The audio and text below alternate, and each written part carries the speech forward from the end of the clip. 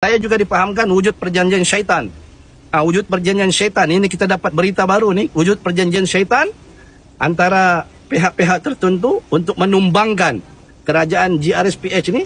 Apabila kerajaan GRSPH lulus, berjaya, lesen mereka akan diluluskan. Sebab itu kita tidak faham, kita dengar maklumat, tapi maklumat itu tak tahu sahih ataupun tidak.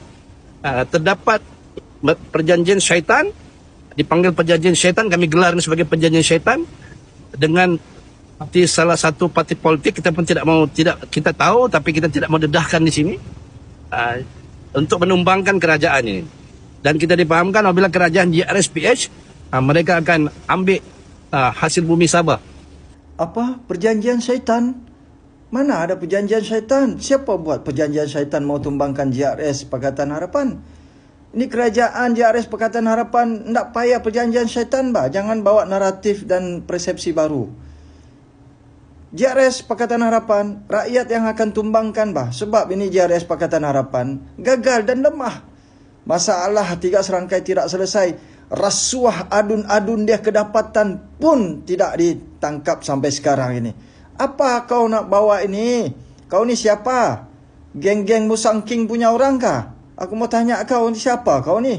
Kuat betul mereport polis. Aku pun kau report polis dulu. Aku minta supaya kau mohon jawatan pegawai polis, bang. Supaya kau senang buat, tak payah kau report polis, kau terus pergi siasat. Kau pegawai polis. Mohon kau. Ada masa lagi tau kau. Kau belum pencen lagi, belum tua 60 tahun kan? Nah, ada masa. Pergi mohon. Perjanjian syaitan yang biasa kita dengar di sebelah barat. Ada satu kumpulan Freemason kan? Nah, itu dia. Lagi satu, kamu buat tuduhan ada parti politik terbabit. Kamu tahu ni parti politik. Kamu tidak sebut saja. Sebut bah. Kalau kau anak jantan, kau sebut. Janganlah bermain persepsi, bermain temberang-temberang. Sebut saja gentleman bah. Bukan anak pundan. Apa kau mau takut? Kau takut kena saman kah? Buat malu saya. Kuat merepot tapi takut kena saman. No kelas begini. Lemah. Jadi, saya mau bagi tahu rakyat Sabah dan seluruh Malaysia. Dalam negara kita Malaysia ni, ada gelaran datuk yang boleh dibeli. Datuk palsu lah. Kan ada orang jual datuk ditangkap. Nah, itu bagi tahu itulah. Jadi, kau jangan bermain naratif pembohongan. Ini perjanjian syaitan. Tak payah. Tak payah.